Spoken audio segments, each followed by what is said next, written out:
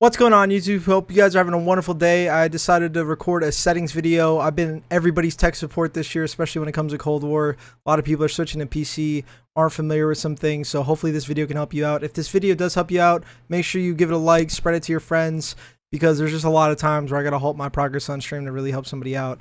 And yeah, this video is gonna be super resourceful and helpful if you don't know much about PC or Call of Duty or controllers in general. So let's get right into it.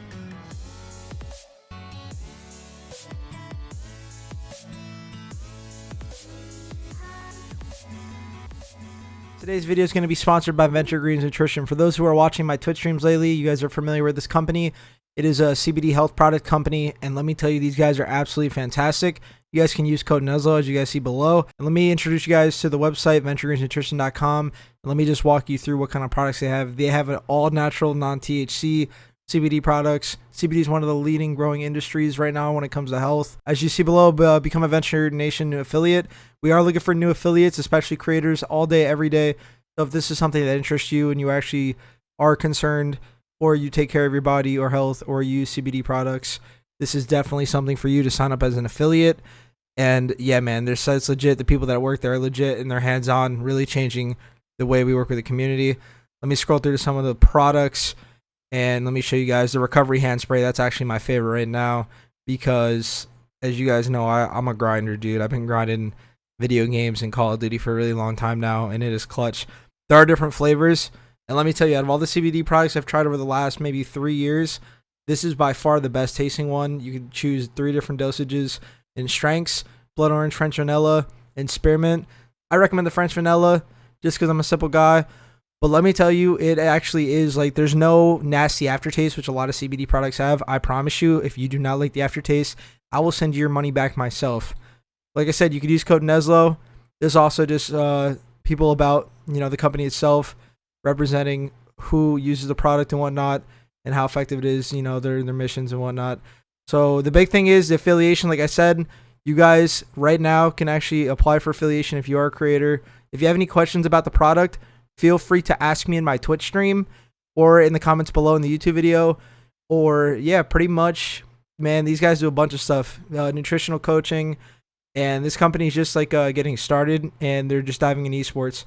If you guys don't know, they're also going to be, as you see below, look at that handsome man. May 22nd, that's going to be my subscriber tournament, going to be held on Twitch.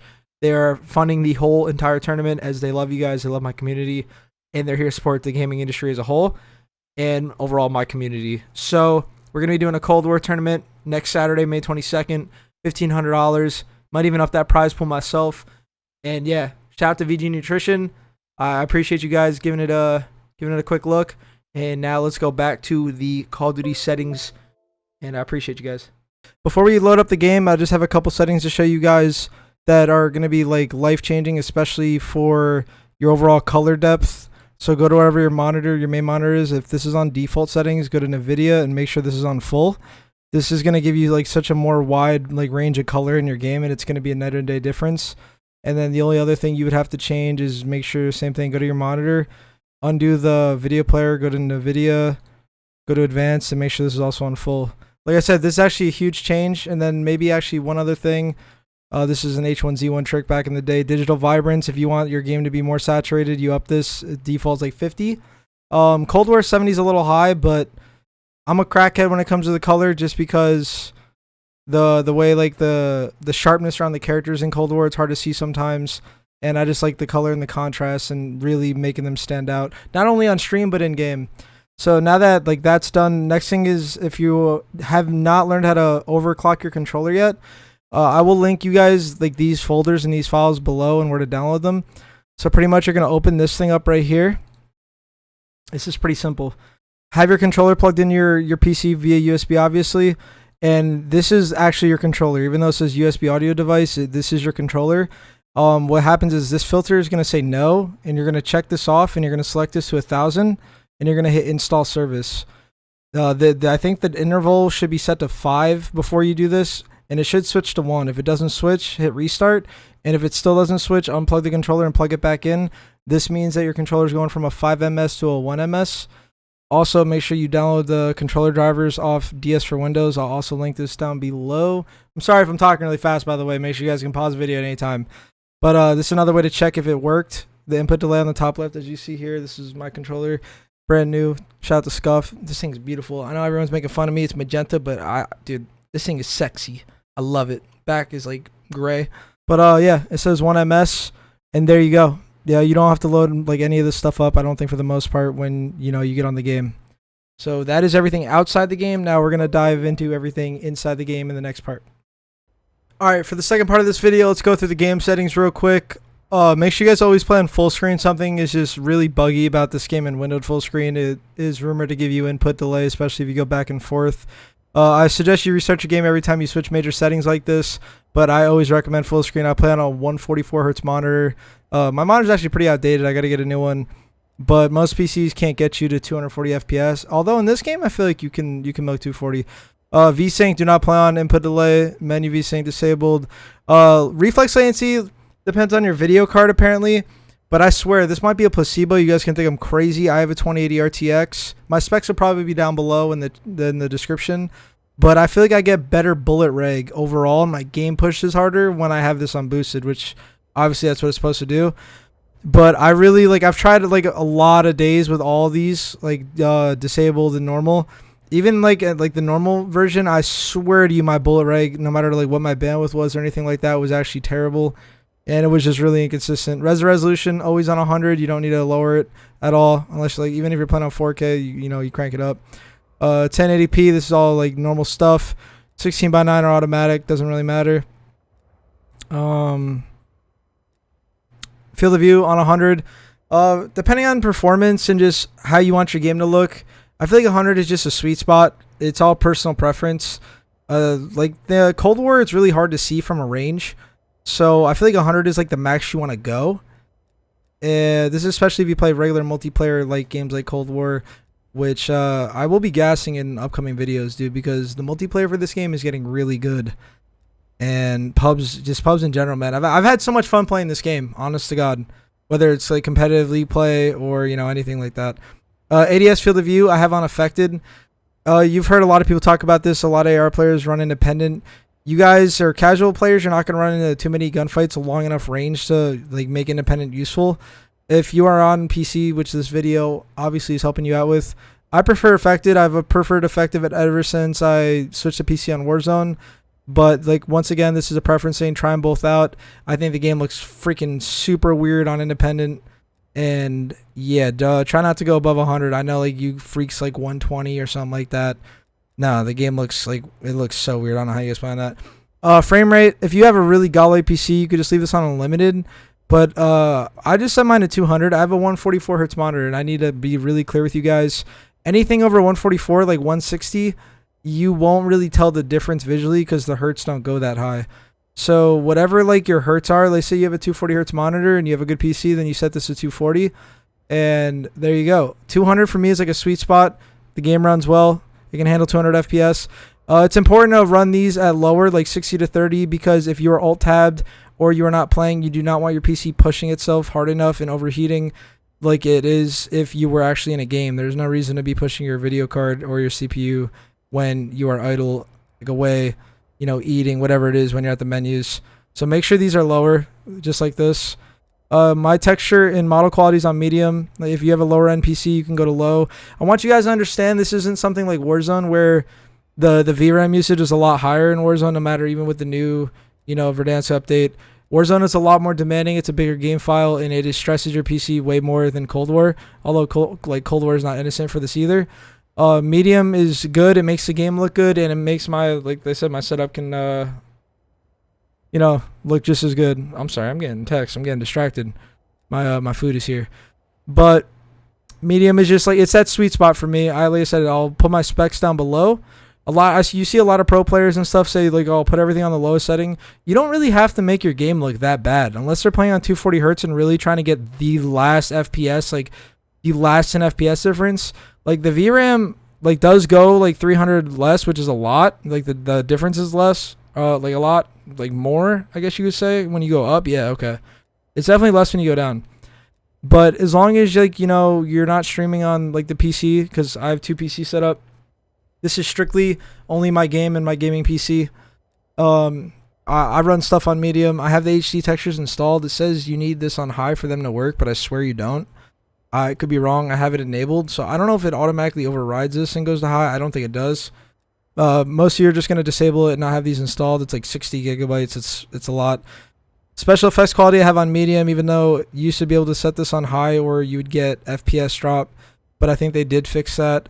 Screen space resolution doesn't really matter. I have mine on low. Object view distance, I have mine on medium. Once again, the sweet spot. I swear to God, the game used to run better with it on high, even though that doesn't make sense. If you guys are just playing normal multiplayer, league play, competitive 8s, a lot of you guys watching this are competitive players. I would leave this on medium or maybe even go down to low. But I just think medium, once again, is just like the perfect middle ground medium. If you have like a decent gaming PC and you're not trying to stream. If you're trying to stream and play on one PC and you have a decent PC, I'd lower all these to low, but your game is not going to look very good. Shadow quality, this is my preference, even though it's like pretty high in VRAM. There's a 100 VRAM difference. I would keep to medium just on the simple fact that I hate when my shadows look very choppy or really distracting in the game. I can't stand it. Like once again, if you're streaming and playing on the same rig, I'd set this to low. And then dynamic shadows, having this on all is super important. It is the most important thing because you get to see people before they can see you if they're on console or they do not have it set on. And there's so many light spots in this game when it comes to you being in, in a building or in a room and you can see their shadow. It happens to all the vents and all the maps. Actually, I don't know if Garrison the only map with a vent? But yeah, you're never going to realize how many kills you're going to get because this is on. And I've seen people really react like this isn't that big of a deal, but it's actually a huge freaking deal to have this on. So promise you, put this on. And these are disabled. Ray tracing, you're an alien if you have these on, dude. These are push your PC to the highest. I don't know anybody that plays with those on. DLSS, anything like any new technology that comes out with NVIDIA and stuff is not going to be originally supported for older games or older developed games. I haven't really tampered with the DLSS, but I've heard a lot of bad things, especially with Cold War. I'd keep this off personally and just go with your anti-aliasing. I have mine on low. Like a lot of people, you guys start out on like medium or high.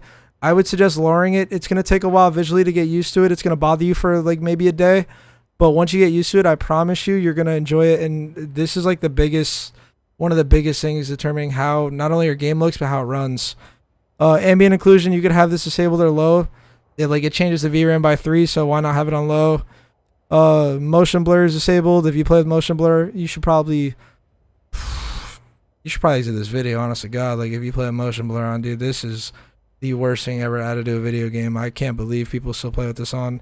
Quality low, subsurface doesn't matter, disabled. Order transparency, this thing pushes your rig way too hard changing these, so I would just keep it disabled.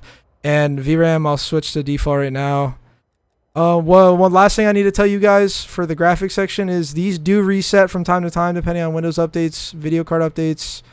And yeah, I'm sorry if I'm talking really fast. I'm trying to get through this video in a normal amount of time. I don't want this to be like a 30-minute video. But I also do want to explain to you guys each setting when I go through it because I feel like a lot of people have done a poor job of that. For the audio preset, you guys that watch my stream know I used to play high boost. They edit the frequencies just a decent amount, especially when they're just patching and upgrading the audio over time of the game. And I feel like Treyarch makes overall you can hear a lot more on the map, especially even like you're not playing on the highest audio settings. I do use optical audio. I do not use USB mix amp. If you have a sound card in your PC, check if there's an optical port. See if you can get it working through your mix amp. Optical audio is better quality in my opinion, and I think you're nuts if you don't agree with that. So yeah, that's pretty much it, man. And then controller, we'll do controller real quick. I play 7.7. Most people play 6.6. If I was a competitive player, probably 6.6, but I like spinning around like a crackhead in pubs and just destroying. So I play 7.7. I play dynamic. This is also a preference thing. I switched to dynamic when Warzone came out on console last year. I fell in love with dynamic since. If you really rely on your movement and your strafe, then dynamic is for you. Like dynamic is for centering players. This is why I feel like it's like maybe 60-40 in the league or 70-30. Last year, it was like a lot harder to run dynamic because there's too many body stacks because there's 5v5, so your aim rate would drag too much. But This is also preference. I would try dynamic or standard. Linear is garbage. I don't know if anybody in the league even plays on linear, to be honest. I think you're an alien if you use linear. So, yeah, dynamic for me. I would prefer, like, I use a control freak also on my right stick, so 6-6 for most of you guys. That's a good starting point. For those who play like 15-15 on a controller, that's just not necessary, man. I know, like, it's your preference, and if you lower your ADS sense, but listen, I'm not going to tell you how to aim, but yeah. And then don't mess with any of this stuff. I don't know anybody who messes with the precision legacy stuff. I wouldn't touch that. I literally had a kill challenge once in MW to play on precision, and I swear to God, I got 180 world started first life, and I've never switched it since. The last important thing about this video is the thresholds that I feel like not many people know. Your max left threshold is super important, especially if you have like a newer controller. Like I said, I do have a new controller. It's going to be super irritating when you switch it from 100 to a lower number. I think it can go down to 50 before it starts acting up. But I would definitely recommend this for better movement. It'll reset your movement quicker, so you'll have more precise, like, stop and goes, I guess you could say, when you stop using the left stick and you want to use it again, or if you want to restart your momentum sprint. For those of you who don't know, the start of your sprint is faster than if you just hold it down and like you ran across the whole map. So this does take time to get used to. Like I said, you're going to get irritated with how awkward it feels. I got really irritated the first day I used it. I recommend you guys playing pubs on these settings. And then 4 is like a good sweet spot for these, just on the simple fact that you could probably start out lower on a new controller, but within like a couple weeks of grinding, you're going to want to just crank it up to 4 anyway. So you might as well just not change this at all. 4 or 5. Like I said, 2 might feel better, but it's not going to last as long until you get stick drift. And yeah, auto sprint on, unless the Pro League or top AMs and all that stuff, that shit's GA'd. I don't even know if it's GA'd in the top AM scene. Probably not, because there's no way to prove it. I don't even know if it's GA'd in the pro scene. I'm 90% sure it is, though. I'm like really, unless they un-GA'd it, because of the way the L1 works for the slide cancel, it used to just be broken. But you guys, or a lot of you guys, are casual. And the only other thing I have different than most people is I have prioritized interact, which means like I can hit square to pick up a gun right away. This is also like a pub stomping thing, or even like league play. It does get me killed sometimes, but a lot of times you'd rather just tap square and pick up another 74U faster than reloading it if you're like mid gunfight. And yeah, this also takes time to get used to. You can still hold square to reload. And yeah, I hope you guys enjoyed the settings. I'm sorry I rambled and talked really fast. Feel free to pause the video, slow it down, and just understand my thought process. If you guys have any questions, link them in the description down below or the comments. Let me know what you guys want to see next for videos. I have a lot of videos coming to you guys in the next couple of weeks. I appreciate it. And yeah, man, hopefully this helps. Not only just explaining my settings, but like just truly breaking them down to you guys, not just, you know, glancing over them and you're left with having no idea what any of them mean. So let me know how it goes for you guys. And like I said, the specs will be down below in the description of my PC as well, which it's not like the top of the line PC, but it's definitely like top middle ground. Most of you guys watching probably have something around there. And yeah, I'll see you guys in the next video. I appreciate it.